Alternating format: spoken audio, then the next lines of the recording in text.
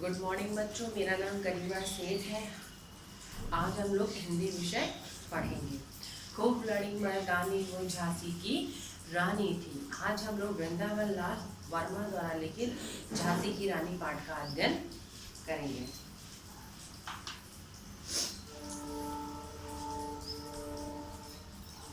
झांसी की रानी। मुंदर भाई रघुनाथ सिंह ने कहा, रानी साहब का साथ एक क्षण के लिए भी न छूटने पाए। आज अंतिम युद्ध लड़ने जा रही है। मुंदर, आप कहाँ रहेंगे रघुनाथ जी? जहाँ उनकी आज्ञा होगी वैसे आप लोगों के समीप ही रहने का प्रयत्न करूँगा। मुंदर, मैं चाहती हूँ आप बिल्कुल निकट ही रहें। मुझे लगता है कि मैं आज मर जाऊंगी। आपके निकट होने से मुझे शांति मिलेगी। मुंदर भाई उनसे पूछती है कि यार रानी साहब को एक क्षण भी आप छूटने नहीं देंगे क्योंकि आज उनकी अंतिम लड़ाई है। तो मुंदर पूछती हैं रघुनाथ जी से कि आप कहाँ रहेंगे? तो उनकी आज्ञा का पालन करते हुए रानी का कहते हैं कि मैं तो उनके निकट ही रहूँगा, पर मैं आपका भी साथ दूंगा। मुंदर, मैं चाहती हूँ आप बिल्कुल निकट ही रहें। मुझे लगता है मैं मर जाऊंगी। मुंदर ये कहती है कि युद्ध में भी आप हमारे साथ ही रहिएगा क्योंकि मुझे लगता है युद्ध की लड़ाई में मैं आज मर जाऊंगी। रघुनाथ जी क्या कहते हैं तब आगे सुनिए। रघुनाथ, मैं भी नहीं बचूंगा। रानी साहब को किसी प्रकार सुरक्षित रखना है। मैं तुम्हें तुरंत ही स्वर्ग में मिलूंगा क्योंकि आगे पीछे की बात है वह सूखी हसीन। रघुनाथ जी कहते हैं मुंदर से, मैं रानी साहब को हर तरीके से उन्हें सुरक्षित रखने का प्रयत्न करूंगा। मैं भी शायद ना बचूं, मैं तुमको डायरेक्ट स्वर्ग में ही मिलूंगा। तो वो यहाँ पे कहने का यहाँ पे तात्पर्य है कि रघुनाथ जी भी ये जानते हैं कि मैं भी नहीं बचूंगा क्योंकि लड़ाई बहुत ही भयानक होने वाली है। इसलिए वो मुंदर से कहती हैं कि हम लोग डायरेक्ट स्वर्ग मिलेंगे। यह बात सुनकर मुंदर के देखिए क्या होता है आगे। मुंदर ने रघुनाथ की ओर आंसू भरे आंखों से देखा। कुछ कहने लगी कि होठ हिले ही रघुनाथ की आंखें भी धुंधिल हो गई। मुंदर ने की आंखों में आंसू पूरे भरे हुए थे जब उन्होंने ये बात बोली थी कि मैं भी नहीं बचूंगा। कुछ कहने ही लगे उसके पहले ही उसने देखा कि रघुनाथ जी के भी आंख में आंसू आ गए थे। दूर से दुश्मन के बिगुल के शब्द की कान में पड़ी, मतलब दूर से आई हुई चिड़िया की आवाज उन लोगों के कान में तुरंत पड़ी। मुंदर ने रघुनाथ को मस्तक नवाकर प्रणाम किया और ओठ में जल्दी जल्दी आंसू पोंछे डाले। रघुनाथ ने मुंदर को नमस्कार किया और दोनों शरबत लेकर रानी के पास पहुंचे।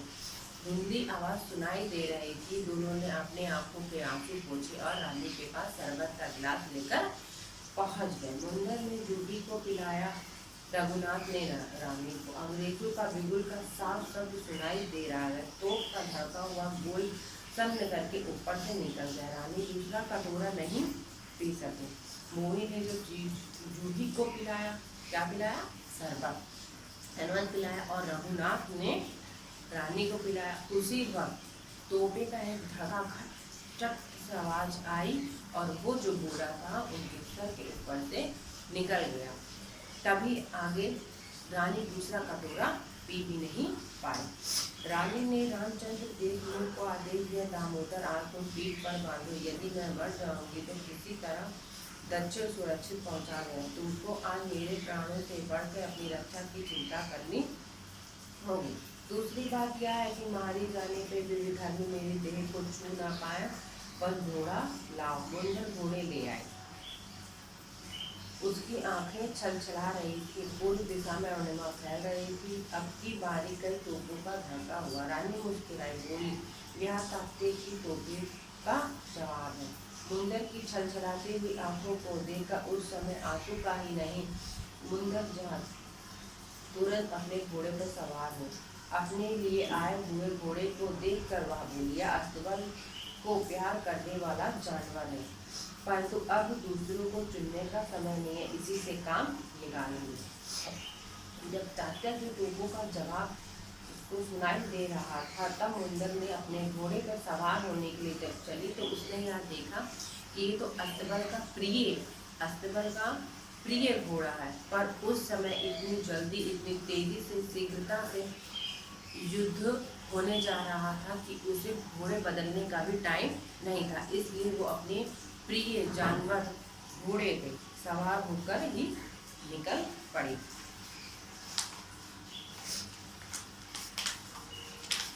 जूही के सिर पर हाथ फेर कर कही, जा जूही अपने तोहफे खाने पे, झाँक तो इन बैरियों को आज छका दे। जूही ने प्रणाम किया, जाते हुए कहा कि इस जीवन का यथोचित अभिनय आपको न दिखा पाई, खैर इतने में सूर्य उदय हो गया। सूर्य की किरणों ने रानी के सुंदर मुख को प्रतिदीप किया, उनके नेत्रों को ज्योति दोहराने चमत्कार से भस्मान हुई। लाल वर्दी के ऊपर मोती हीरो का कंठा दमक उठा और चमक पड़ी म्यान से निकली हुई तलवार। जिस समय सूर्य उदय हो रहा था, उस समय सूर्य की किरणें रानी के मुख पर पड़ रही थी। नेत्र में जो तेज जलन थी युद्ध की, वो भी चमकदार हो रही थी, चमक रही थी, और उनके म्यान से निकली हुई तलवार भी बहुत चमक रही थी। रानी ने घोड़े पर ऐड़ लगाई, पहले जरा हिचकिचाई, फिर तेज हो गया। रानी ने सोचा कि कई दिनों से ये बंधा होगा, थोड़ी देर में गर्म हो जाएगा। उत्तर और पश्चिम की दिशाओं में ताते और राव साहब के मोर्चे थे। दक्षिण में बांधा के नवाब का रानी के पूर्व की ओर झपट लगाए। गत दिवस की हार के कारण अंग्रेज जनरल सावधान और चिंतित हो गए। इन लोगों ने अपनी पैदल पलटन और पूर्व दक्षिण की बिछड़ी में खींच ली और हुजूर सवारों को कई दिशाओं में आक्रमण की योजना की। तोपे पीठ पर रक्षा के लिए थी। हुजूर सवारों से पहला हमला कड़ाबीन बंदूक से किया, बंदूक का जवाब बंदूक से दिया। रानी ने आक्रमण पर आक्रमण करके हुजूर सवारों को पीछे हटाया। दोनों ओर के सवारों की बेहिसाब दौड़ से धूल के बादल छा गए। रानी के रण कौशल के मारे अंग्रेज जनरल हार गए। काफी समय हो गया, परंतु अंग्रेजों को पेशवाई मोर्चा से निकाल जाने की गुंजाइश ना मिली। उसमें जब युद्ध हो रहा था, तब रानी ने जब उधर से बंदूक चली तो इधर से भी उन्होंने बंदूक दिखा के, बंदूक चला के उनके बंदूक का जवाब दिया। जिस समय युद्ध हो रहा था, घोड़े मैदान में दौड़ रहे थे, उस समय पूरे आसमान में घोड़ों की दौड़ और युद्ध की वजह से पूरा आसमान धुंधला हो गया था। धुएं धूल की धुएं से भर गया था।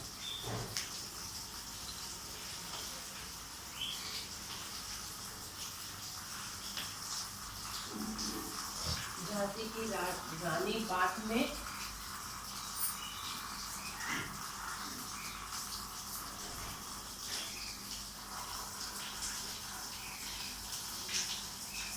देखा था का कथन है कि इस पाठ में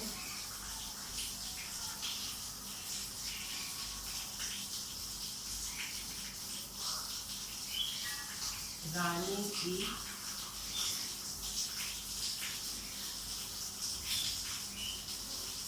अंतिम युद्ध का वर्णन किया गया है।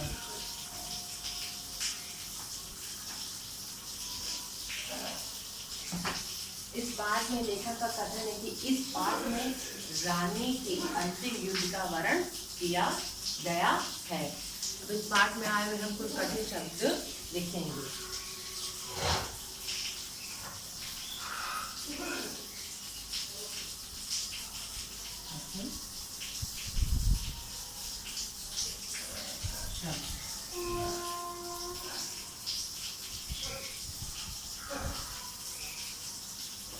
छल छला सत्या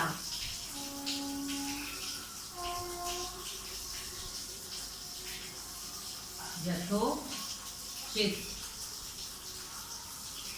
चौथा है भस्मान।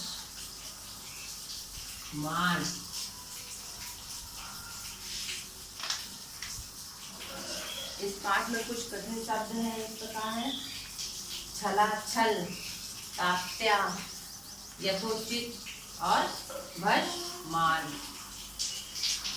अब हम पाठ में कुछ शब्द के अर्थ आपको लिखकर बताएंगे।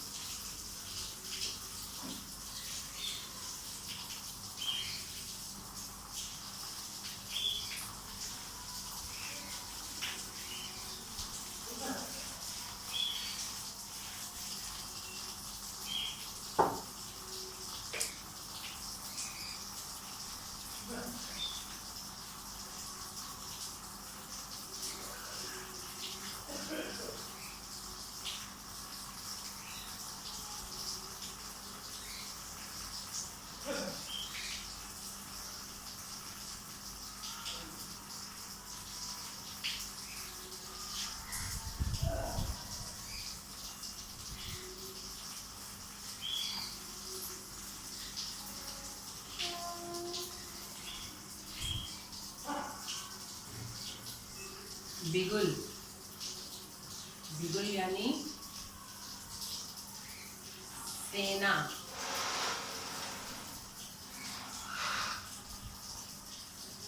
रानी के पास अधिक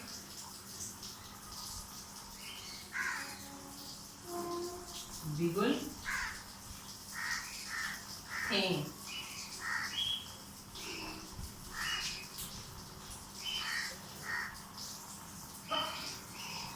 नावाकर यानी झुका कर। रानी ने राजा को मस्तक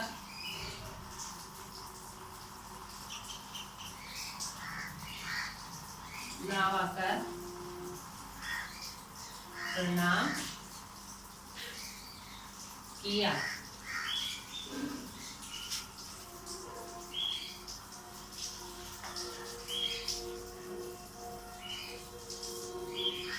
विलंब, विलंब का अर्थ होता है देर। का विलोम शब्द होता है शीघ्र। आवेश, आवेश का अर्थ होता है जोश। इसका विलोम शब्द होता है नम्र।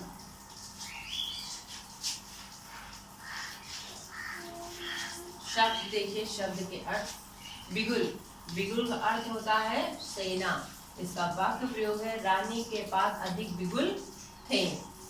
नावाकर, नावाकर यानी झुकाकर। रानी ने राजा को मस्तक नावाकर प्रणाम किया। विलंब, विलंब शब्द का अर्थ होता है देर। विलंब का विलोम शब्द होता है शीघ्र। आवेश, आवेश का अर्थ होता है जोश, गुस्सा। आवेश का विलोम शब्द होता है नर्म। आज हमने आपको झांसी की रानी पाठ में रानी के अंतिम युद्ध का वर्णन करना, कैसे उन्होंने किया है उसका वर्णन किया है। आज घर से आप लोग इसके शब्दार्थ याद करके आइएगा। Thank you.